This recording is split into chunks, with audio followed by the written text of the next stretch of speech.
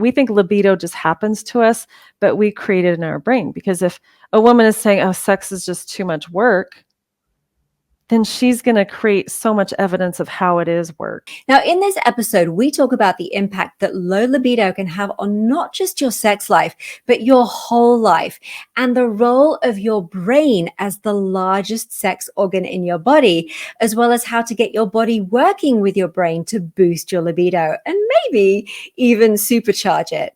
Now, timestamps are in the description below so that you can jump to the part that feels relevant for you.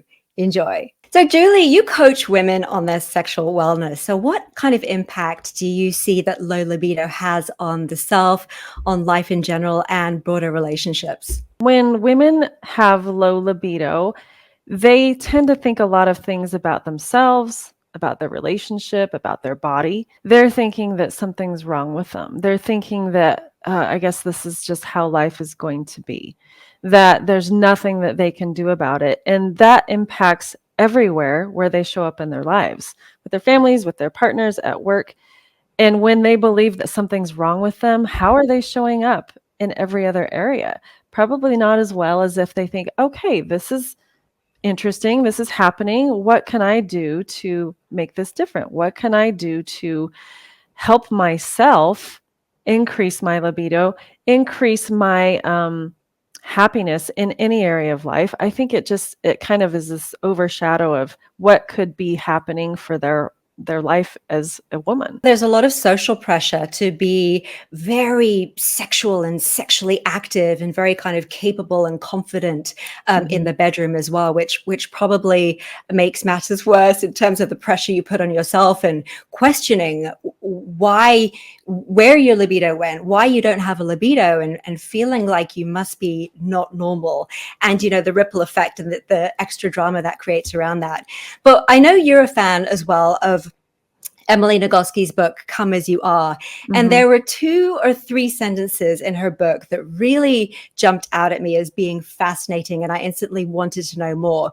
So she says that genital response happens between our legs, but arousal happens between our ears. And that arousal is not about your genitals, it's about your brain.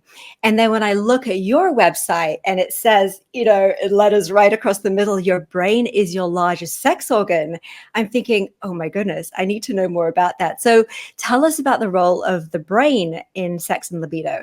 The role of the brain is paramount. It is the thing, because what we're thinking about libido, what we're thinking about sex, what we're thinking about our bodies affects how we're feeling. And if we are feeling certain ways, then we're going to do certain things, because our feelings really drive what we do. And then from those actions that we're taking from this place of, oh, something's wrong with me, then we create all these things that we really don't want in our lives. Like some women, they come to me and they're thinking, okay, this is just how it's going to be from now on. This is low libido. I guess this is life. This is just what I have to deal with. Others think, I'm broken, something's wrong with me. Others think there's nothing I can do. Well, those thoughts create feelings of apathy, of shame, of being discouraged. And when they are feeling those things, maybe they're going to avoid any type of physical touch or anything with their partner or anyone else. They're gonna not talk about how they're feeling. They're gonna spend their time watching TV, scrolling on social media, eating. They're not gonna reach out to anyone. They're not gonna go look for, oh, maybe there's some help out there. Maybe there's a coach. Maybe there's a physician or a practitioner who knows about low libido who could help me. And maybe they'll just decide that maybe sex isn't going to be a big part of their lives now. And when they do those things, they become a person who allows their libido to redefine who they are as a woman, and they make it more difficult to increase it.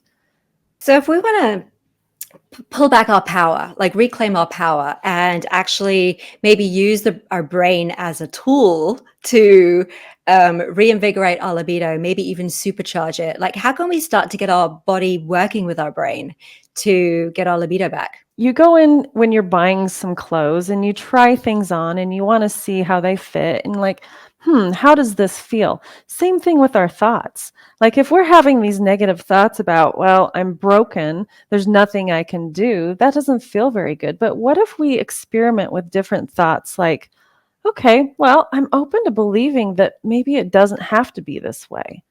Maybe this is just something that I get to learn more about myself with having a low libido. What can I do to improve it? Maybe I'm thinking that it is possible that I can figure out how to increase my libido. Or maybe there is help for me out there somewhere. That creates a curiosity. Maybe we can learn more about our bodies. Where our bodies are not like everyone else's bodies. Each body is different. And what works for one woman isn't going to work for another woman. But really giving ourselves permission to figure out how our own libido works. So those kind of thoughts really open ourselves up to better feelings like self-compassion, curiosity, hopefulness, optimism, and really feeling empowered that, oh, okay, here's an opportunity for me to learn something about myself. What am I going to do with that? What strikes me as important then is first starting to notice the thoughts that you're having in the first place. That are kind of, I guess, running on autopilot, really, but really having a ripple effect and defining how we feel and how we behave and the kind of impact it has on our life. So how do we first become aware of exactly what we're thinking? Well, sometimes those cues of feelings of maybe depressive feelings or shame or discouragement, those are cues. Like, okay, why am I feeling this way? Be really in tune with what you're feeling. And when we notice those feelings, what are we thinking that create those feelings?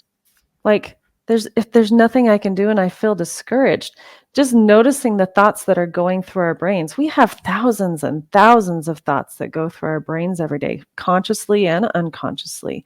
When we become aware of the thoughts, that's when we have the power to change them. Negative feelings are a hot button. You kind of know when you're anxious or depressed or worried or concerned, but Mhm. that's at one end of the spectrum. There might be some thoughts and feelings that you think are positive, but are actually having a negative ripple effect. How do you kind of extract those that may be having a negative impact on your life as well? That's a great question. Can you give me an example of like something like positive feelings or positive things that could be having a negative impact? Maybe something like, oh, I've got a low libido, but it doesn't really matter because I'm done with sex. Our relationship is past that anyway. So what if that's okay for that person though? Yeah. Sometimes it's okay to have low libido. What if that person is deciding that, okay, maybe she's done with this part of her life? There's always that option. And we can honor that, and that is not a problem. But notice, okay, why do I not want this to be part of my life anymore? Am I thinking that it's not possible, so I'm just kind of giving up or giving in? Like, we get to really decide what we want. And if having a low libido and not having sex to be part of our life anymore is what we really want, and we really like our reasons for that, there's no problem with that. But knowing that we get to choose, we don't just fold to whatever is happening, like, yeah, okay, this is gone, so therefore I'm just not going to make it a big deal anymore. What if that's not what we really want? So, in a sense, then the good thoughts create a sense of inner peace. Hmm. Definitely. Yeah. And when we feel that inner peace, we are so much more empowered to make decisions from a clean place. I like what you said about being okay with your reasons. Can you tell us a little bit more about that? Hmm. Yeah, I mean, I have clients who have had severe pain with intercourse or with sex, and they and their partners have decided, okay, we've gone to physicians, we've gone to physiotherapists, we have tried so many things, and this still is physically a painful thing for the woman. And so they've just decided that it's okay. It doesn't have to look a certain way for them to still be intimate and to have sex in different ways. And so just know that it's not all or nothing. There's so much room in between to really help ourselves just be really happy with where we are. So we had one woman in the body brain reset community who said that she experiences dryness at times, Mhm, lower libido, and she says in brackets, boo, this upsets me the most, and that she's worried about libido long term. mhm. How would you coach someone through this kind of experience and thinking? Well, and I think we throw around the word low libido, but do we really know what it means? So I just looked it up. It says low libido is decreased or lower interest in sex. And of course, this can be caused by hormonal fluctuations. Like vaginal dryness is a big deal. It's very uncomfortable to have intercourse when you have a very dry vagina. So that's a clue like, okay, something isn't quite working the way it used to.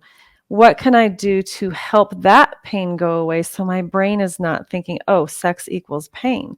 That's a cue. The pain is a cue to you, the dryness is a cue. So, like, okay, something is going on here a little bit. What can we do to help that feel better? But also, our brain needs to be in this place where, okay, I can fix the dryness. I can figure out how I can make myself more lubricated, whether it's hormones, whether it's natural things, whether it's different lubrications. But the brain is always going to be part of this. So, what are we going to do with our brain when we have that dryness? And the brain is the part of the sexual part of a woman that helps us realize, okay, we can get what we want. And there are ways that we can fix this. Like we think libido just happens to us, but we create it in our brain. Because if a woman is saying, oh, sex is just too much work, then she's going to create so much evidence of how it is work for her. But if she's thinking, if this is something for me, this is pleasure that I want to take part in, that's going to create some different turn ons for her. This show is sponsored by the Body Brain Reset, the 14-day micro course that helps you reset your body and brain and feel like yourself again without diets, detoxes, superfoods, and endless exercising. It puts women in their 30s and 40s back in control of their body and life so they can see that energized and motivated woman in the mirror again. Watch a free lesson at bodybrainreset.co/free. I'll see you over there. I can sense as well then that we have these layers of thoughts that kind of compound as well, because you may have, for example, you say, pain is a cue. So these physical symptoms that women can start to experience more of in their 30s and 40s, like thrush or candida, Mhm. BV and UTIs, and just general sort of like irritation and inflammation and dryness. So there's that sort of physical element, and then that how they feel about that, but also how it changes their experience of sex being very sort of Mhm. unpleasant or painful. And then also that additional layer of thoughts where, oh, this isn't really fun, this feels like work, this feels like an obligation, a duty, and a chore. So how do we start to sort of untangle all those different thoughts? Right. Well, addressing the pain first, the physical pain. When our body has sex and it's in pain, our brain is going to say, okay, having sex equals pain.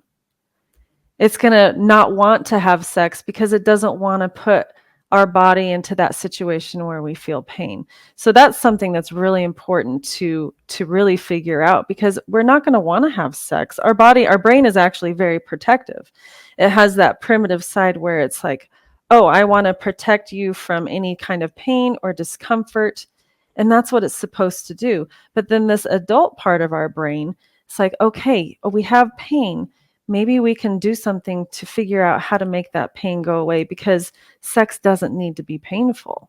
We can help it so it's not painful. So that's just one layer, because so many women do have pain. That's a cue that something is going on. Maybe they do have the candida. Maybe they do have the urinary tract infections. Let's get that under control first. So there's almost like layers of actions to take, Mhm, really, mhm, like identifying these cues, the negative feelings, and maybe the physical feelings and sensations, and mhm. then sort of maybe the first step is sort of saying, well, what can I do about them? So, and if it's a case of going to your doctor, going to see a women's health physiotherapist, seeing a sexual wellness coach or any kind of coach, talking to your girlfriends, researching online, and getting really practical about it. And so then as you start to deal with these different layers of thoughts, how do you really start to refine how the thought processes itself in your life to yield a certain result. Right. And this all takes time and effort and some skill. So in coaching, I use a method called the model where we have a circumstance. So in this case, it's low libido. And we really kind of diagram or map out what the women are thinking about having low libido. It's such a pain. I just wish I didn't have to deal with this, like all the thoughts that we've talked about. And then we discover, okay, what does this thought do? How does it make you feel? And from that feeling, what do you do? And then what results are you creating because of all the things that you're doing? Because earlier we talked about, okay, they're scrolling on social media, they're avoiding their partner, they're not looking for help outside of themselves. So they're making it more difficult to increase their libido by avoiding all of it, by not doing anything. But if we have this circumstance of low libido and the woman is open to thinking something different about it, like, okay, it's possible that I can figure this out, then they might feel curious or hopeful, which leads them to do some research on the internet, to find and listen to podcasts, or to talk to different physicians or practitioners, or even to their friends to know that they're not alone. It helps them to be proactive when they're curious, that they can decide, okay, I don't have to believe this way. I can believe that I can solve this for myself. And when they allow that discomfort of just seeing what's going on in their brain, it empowers them to create a completely different experience. Like they make it easier to take charge of their sex life and empower themselves. They make it easier to solve the problems. But it's not like something that we can solve just in 5 minutes. But practicing this awareness is key. And so if we then kind of shift into a more sort of like positive, maybe like visionary model for libido, and we actually want to create or boost our libido or supercharge it, how would we go from thinking, oh, my libido is low, this really upsets me, to feeling, what are the thoughts and feelings that could feel more empowering to actually boost libido? Yeah.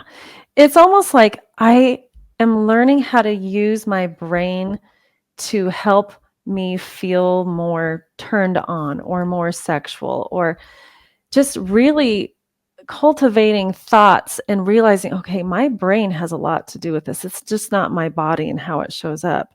We get to create a context for ourselves of what it looks like to make it easier for ourselves to have a higher libido, to have a higher sex drive, to enjoy sex more. And it might look a little different now than it did before, but that's okay. It's just different. There's nothing wrong. And so using this idea of, okay, my thoughts do create my feelings, which drive my actions and create my results. Playing around with these thoughts, like we try on different shirts to see which one feels good, which one we want to, buy and wear. What are the thoughts that we want to keep with us that help us to heal ourselves? Only 15% of the women just randomly feel aroused, turned on, just throughout the day, walking down the street. Only 15% of women have that sort of spontaneous arousal. A lot more men have that kind of arousal. And I think that kind of awareness of, men just, feeling horny throughout the day randomly when they wake up and this, that, and the other is kind of projected onto what women should be like as well, which makes us kind of feel like we're broken if we don't feel that way. But, more women have a more like responsive arousal, which is, feeling aroused when sexy things are happening. I think that probably something that's really important in terms of the bigger picture of sexual wellness is also learning the actual facts about the female body and female wellness and the nature of sexuality that is relevant and applicable to our bodies, and not just ideas thrown around in popular culture. I agree 100%. I think the moment I learned that only 15% of women can even orgasm with penetration or do not have the spontaneous arousal, I was like, oh, I'm not broken.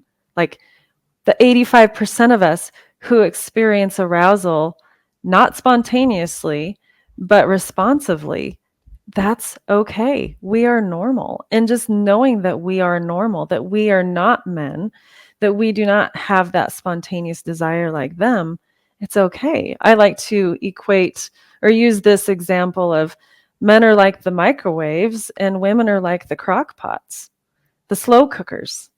They both have great uses, and they both have like things that simmer sometimes taste better than things that are just zapped in a microwave. And what a gift that is. For someone who's feeling broken, for whom that thought really resonates right now, would you share with us a couple of thoughts that will sort of move them forward Right. into a more either neutral or positive place from "I am broken"? And sometimes we stay in that place of I'm broken for so long, we're not sure how to get out of it. But even what I call bridge thoughts, like I'm learning that I'm not broken, or I'm open to believing that I can help myself heal from this. It's possible that there is nothing wrong with me.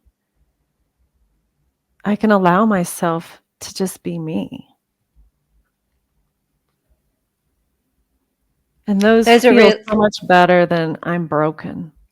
Yeah, and they're such lovely thought starters. You could go so far with all of them. I'm open to believing. Mhm. It's just so it's infinite. It's wonderful. It's possible that I can allow myself to. Already, just the start of that sentence is more empowering than I am definitively something, right? There's a Exactly. possibility that I'm open to believing. I love that.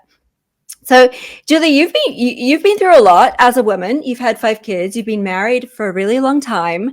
What what do you wish you knew back in your 30s and 40s about sexual wellness as a woman? Well, I wish I would have known more about my body, which, the research about women has just started in the early 2000s, so it is relatively new. And I wish I would have known more about my normalness. I wish that I could have realized that sex is for me. It's not just a duty, or it's not just something that I do for my husband, but it's something that I do for me. I wish that I would have known that there is help out there in many forms. I wish I would have known that I wasn't alone. I think it was something that, in the 90s and 2000s, even mid 2000s before 2020, it's like, it's not okay to talk about this. It was more taboo. But I wish I would have known that I do have power here, that my thoughts do help create feelings and that I could change my thoughts. I didn't know that I could choose my thoughts or change them and in turn change my whole life. I wish we could just pull the wisdom from our future self into our bodies right now. And I think the next best thing is to hear from women slightly ahead of us in the future and really absorb the wisdom they have to share. So thank you so much. Oh, you are How do so people get in welcome. how do people get in touch with you and find out more about the sexual wellness coaching that you offer? Yeah, definitely. My website, juliemerrillcoaching.com, or on Instagram at juliemerrillcoaching.